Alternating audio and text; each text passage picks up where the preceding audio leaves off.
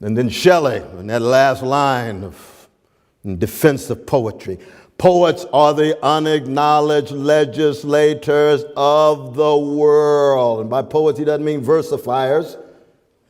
He means artists in the broadest sense. Any human being who uses their imagination and empathy to conceive of something better than the present, it can be manifest in their lives. They become artists of living, which is the very thing that Shakespeare ends his grand career at 47 years old and goes off retirement for 5 years and dies at 52. What does he say in The Tempest? All those who in fact have thought I was just talking about words and don't recognize that when I talk about paideia, when I talk about parrhesia, I'm talking about a transformation in your life in such a way that your life becomes more courageous, more critical, more, in fact, upbuilding of others. You become an artist of life, not just an artist of tone or artist of word or artist on the canvas.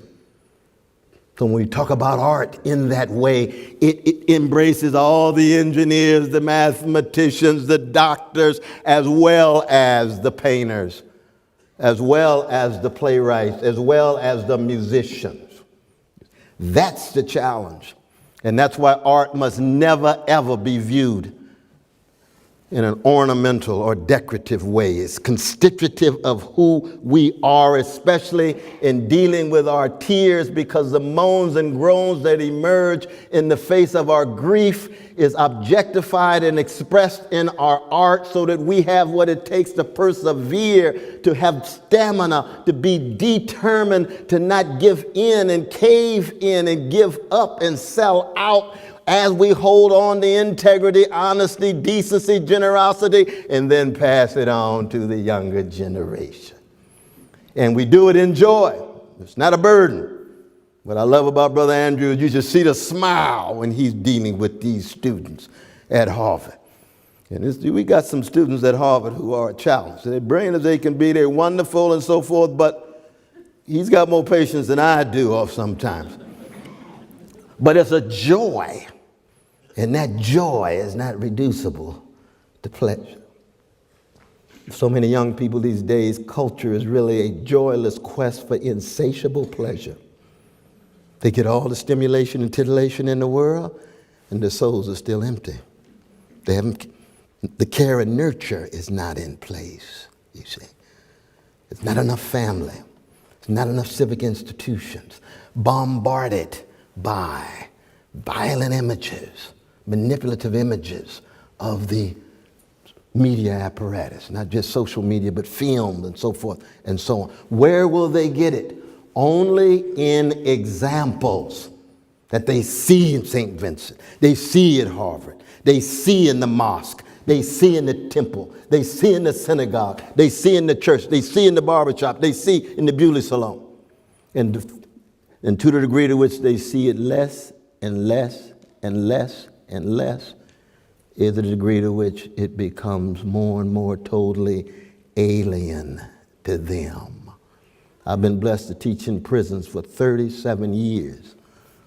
Some of my highest pedagogical moments have been in those prisons. I was just MC1 Concord just 2 weeks ago, but I usually spend time in Norfolk where Malcolm X was outside of Boston.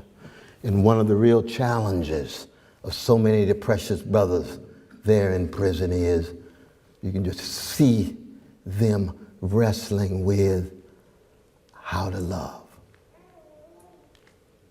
How to love. Love themselves properly, not egotistically. Love truth in quest. Never possess it, but in quest of it. Love beauty. Love goodness. And I'm usually bearing witness as a Christian, so I'm telling them, I love God.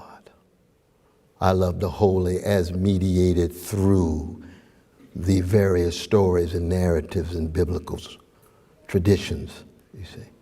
And that's one of the ways in which a cracked vessel like me tries to make it from mama's womb to tomb.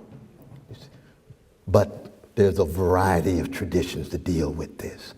But sooner or later, you've got to come to terms with denialism. the meaninglessness, the hopelessness, the lovelessness, and you've got to hit it head on. And you're going to have some stories, some narratives that get you out of your egocentric predicament. And do we have what it takes? It's always an open question. In the history of this nation, it usually takes the form of new waves of spiritual, moral, political, economic awakening. That's what's kept this fragile experiment in democracy alive. And we're going to have to see whether we have the prophetic bounce back in the face of the spiritual collapse and the political and economic meltdown. But no matter what, we got to be like blues folk. You got to go down swinging like Ella Fitzgerald and Duke Ellington. And by swinging, I'm talking about it don't mean a thing if it ain't got that swing. And in that swing, there's got to be love. And justice is what love looks like in public. Just like tenderness is what love feels like in private. And we've got to be a more just-seeking, tender people, sweet people, kind people, but also determined people with moral tenacity to say, the truths that I speak are not going to be dictated by whatever popularity I get. That's crucial. You got a witness to bear. You got a voice to put forward. You got a vocation, not just a profession.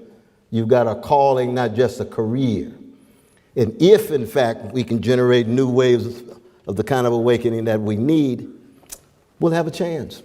But we shall see. Thank you all so very much. You're very kind, very kind, very kind.